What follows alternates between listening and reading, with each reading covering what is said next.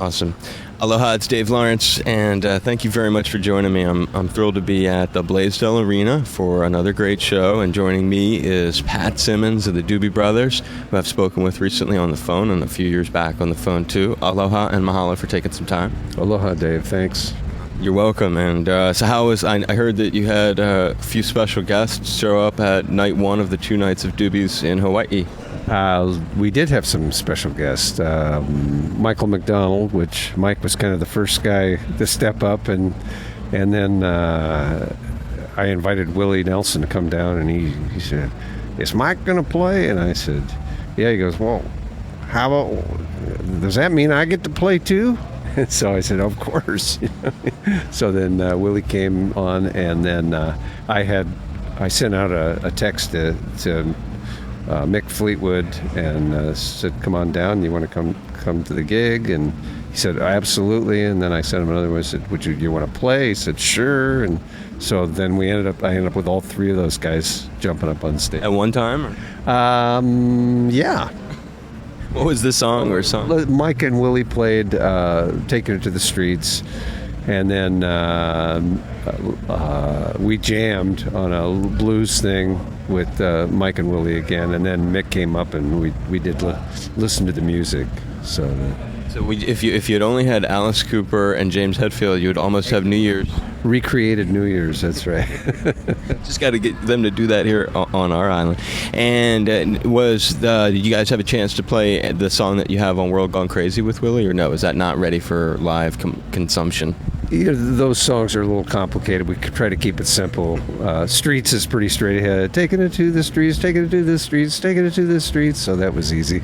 And then we did Don't Start Me Talking, which is an old Sonny Boy Williamson tune that we recorded years ago. And it's a great jam tune. Everybody gets to step up and have a moment. Yeah, exactly. So, Willie jumped out there and was blazing. Are you going to come over next weekend for the Kokua for Japan? I am coming over, yeah. Yeah, just kind of firmed it up last night. I wasn't sure what was happening, so I finally found out. They mentioned it to me a couple of days ago, and I said, "Whatever you're doing, I'm there." And they being Mick and I actually Mick and Michael. Well, Willie actually is the one that mentioned it to me first, and then I was talking with Mick about it last night, and so looks like I'm in. Yeah, that's huge. I just had an interview with Michael Zarin this coming week about that he's coming over. And I'll probably see you there because I'll be there covering it, doing a thing with him there. It's like a wonderful event. We're trying to get in that mode ourselves. We auctioned a guitar last night went for $16,000. So, and we sent that on to Save the Children's Fund. So towards the relief in Japan. Right, and that's kind of, I'm going to try to do that all the time. I don't think we're prepared to do that tonight, but we have a bunch of gigs on the mainland coming up, and I'm going to try to do that every night and just keep that rolling if I can. And it's like we're in the Pakalolo section. I smell the Pakalolo section here, and I'm enjoying it very much. Like a little fitting. When you think of the new record and the way that things have been moving with technology, I had to ask you, where do you see things going with the way this cloud thing is coming and the ease of downloading? I find it very hard to buy a record these days, and I'm a guy who is a real advocate of doing that. I guess I want to ask you, where do you think it's going to go, and are records just going to be something that are free in the future? It's hard to say. I think for those that can afford it, as you see something that you really want, people will probably pick it up. I mean, that's the way I am. On the other hand, I'm like everybody else. Here's a track, and somebody sends it to me. I go, "Oh, great, I have it." I go on iTunes, I download individual songs. I want to have that song. I want to have this song, and I pay for them. I mean, I think it's kind of, it's hit and miss in that respect. I suspect it will cut into profits for artists, but on the other hand, I think for those artists that are actual players and singers and writers, probably the bulk of the income for any true player is out there playing and being paid to do it, and no one can duplicate that for free. You have to go see the artist perform. And in some ways, maybe that's an incentive for artists to practice more and get out there and play for people. And I think I'm seeing around the corner an increasing thirst for live music, not necessarily on the large scale, but perhaps on a more intimate scale. I know it's really happening in Maui and most towns that you would imagine it would be happening. It's really happening. Austin, Texas, New York City, LA, Santa Cruz, California, places that have always been known for an artistic bent. It's you can't download the live event. That's the last frontier. That's right, and you guys can hold on to. And there's so many great young artists out there and old artists, people that a lot of people not even familiar with. You have to go see them. I mean, I saw Rick Vito for the first time in my life. From the Mac. It blew my mind. I mean, he's a monster.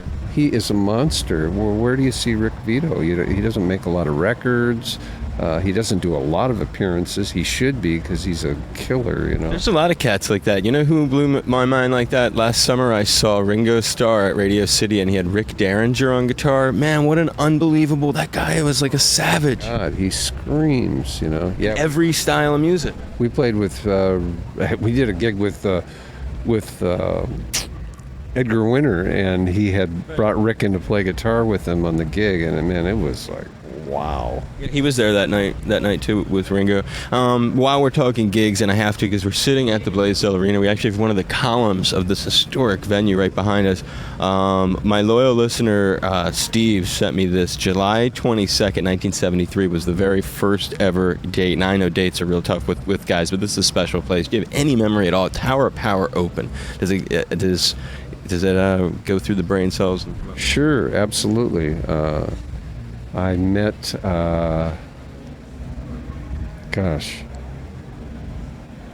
one of the Beamer brothers that night. Was not Keola, but Capono, Beamer, and that was like, wow, because in '73. Yeah, I had heard their, Honolulu City Lights album, and I flipped, when I heard it. This friend of mine turned me on to it, and there was Capono Beamer. I just went, oh, hey, you're the guy, Capono. Yeah. So you remember it? Oh, yeah. I mean, I remember that anyway. Somewhere right back here where we are. Right? Yeah. It was like I think we had already played, and he came around because he was a friend of somebody's, and got to meet him. That was kind of a thrill. I love, the Beamer family has done so much great music here in the islands, and Keola's a monster. What other local artists? Give a few more plugs, since, are there other artists that you actually listen to at your house? Just name a few that really mean a lot to you. Too many. John Cruz is currently on my, gotta hear him. Willie K, I've always loved Willie. Led Kaupana's a monster. And it's funny, the time I first met you is at Casanova in Makawao, and you were up there supporting local music. You were just like submerged in the community. I think that's really cool that there's a lot of stars, and there's nothing wrong with the stars who come here to get away, but you really have come and made, living here part of your life. You're not afraid to share yourself with us, and I think people appreciate that.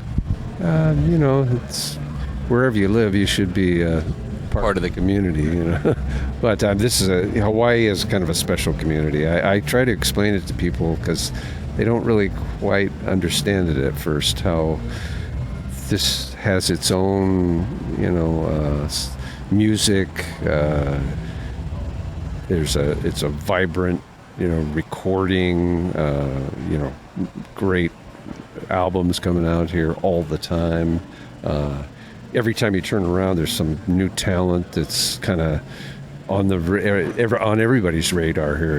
All of a sudden, Amy Gilliam was like, "Oh, you got to hear this new singer. She's so great." Now Amy's kind of like one of the well-known singers here, but when these people suddenly they're out of nowhere, you hear these great artists, and I love that. And it's kind of like you know, I can talk about it to somebody in the mainland. They don't know, you know, who they are, but here they're stars. It's kind of there's a thing going on right now. I know there's a big backlash with the Grammy Award. Huge.